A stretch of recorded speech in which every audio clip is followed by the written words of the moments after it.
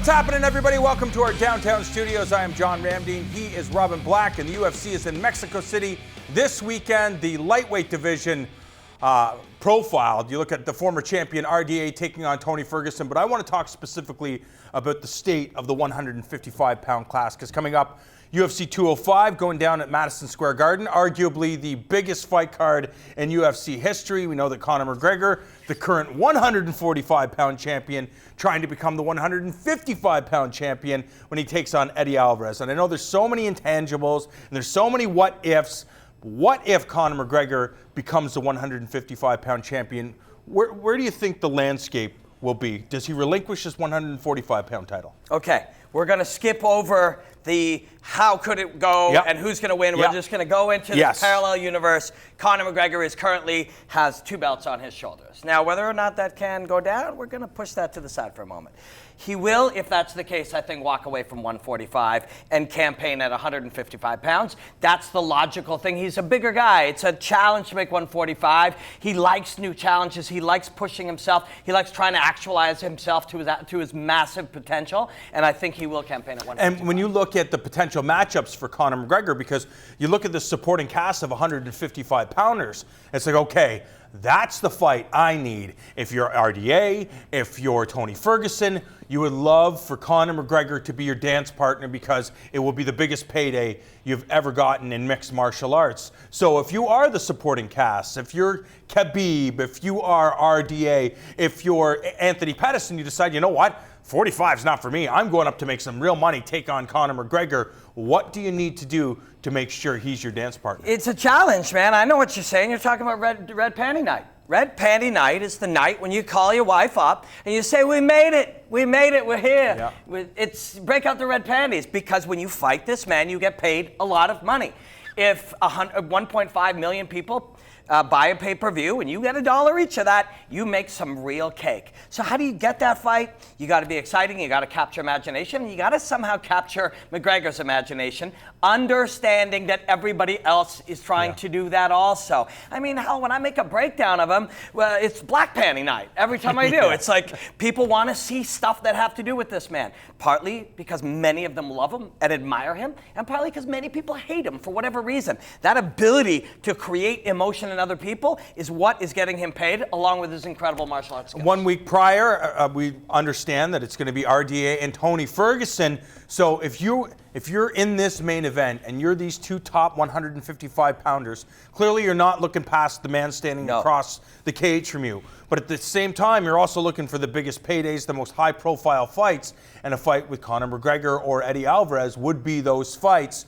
Do you expect a conservative approach, or do you expect a balls to the wall, hey, we got to put on a show, so it's either live by the sword or die by the sword? Yeah, I think that's how Tony fights regardless. I think that's what makes this fight so interesting.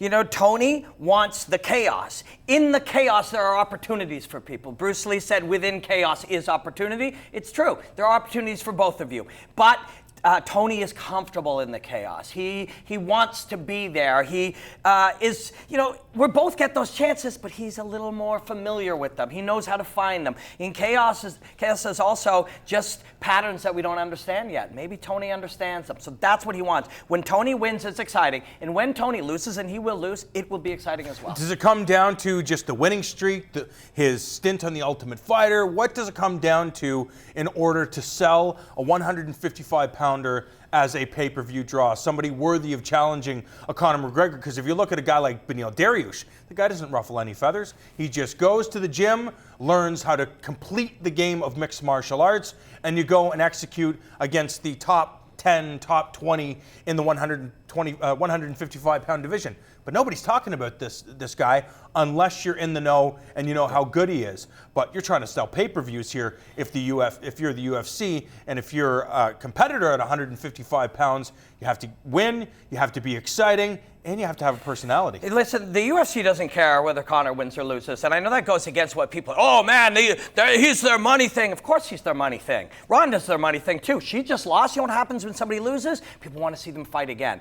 If Eddie goes out there and beats up Conor McGregor at 145 pounds against Anthony Pettis at 140, you know what I mean? There's fights everywhere. The rematch with Jose Aldo, yeah. And let me tell you something about Joe Silva. Joe Silva's on his way saying good night and good luck and moving on, but if you talk to Joe Silva, he's never cared. Joe Silva exists in the realm of random action. He doesn't even predict fights. He thinks it's a useless opportunity. He doesn't have a plan which way it wants to go.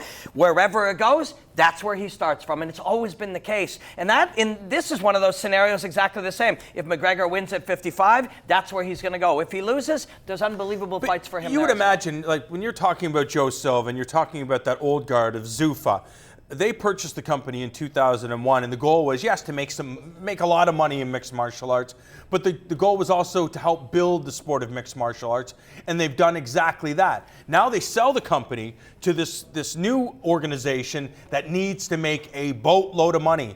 If you have Eddie Alvarez as your champion, or you have Conor McGregor as your champion, where are you going to make more money? You are going to make more money with Conor McGregor as your champion than Eddie Alvarez. Except for this guy's going to be a champion if he wins or loses in this fight. That's why the house always wins. If Conor McGregor loses this fight, he's still a champion. Yeah. You know what I mean? The house can't lose in this scenario. But it's an interesting one nonetheless.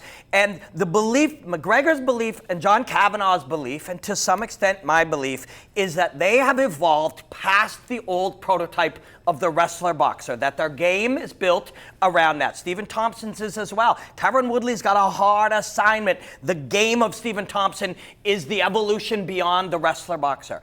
But that is not necessary. Just because you believe that, or just because there's some evidence that is true, doesn't mean it works 100% of the time, or you could go out and bet every penny you have that it would happen, and you cannot do that, because the man still matters, and Eddie Alvarez is the man. His heart, his guts, his strength, his desire, his willingness to go in and try to break you physically and mentally, that takes him to another level. Sure, this game can beat most wrestler boxers, but it's got to beat Eddie Alvarez on the night, and it's very hard to do. And we've talked about this in the past, but I want to get your take on how important training partners are leading into this tilt with Conor McGregor. He has the luxury, in addition to working with his coach Mark Henry, working with one of the pound-for-pound best in Frankie Edgar, who's going to be peaking that same night as well. Marlon Moraes just getting ready to start his camp. He has a fight scheduled for December 31st. So right now, the team kind of rallying around each other to make sure you get the best version. And that is amazing, but they are the prototype of the wrestler-boxer, and we're trying to evolve past that. Listen, if Stephen Wonderboy Thompson is the antidote to that right now,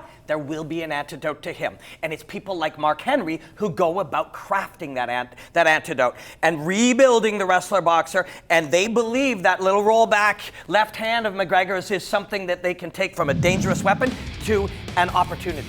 Tune in to FN this Thursday at 7 p.m. as we are getting you set for all the action going down in Mexico City, headlined by RDA and Tony Ferguson.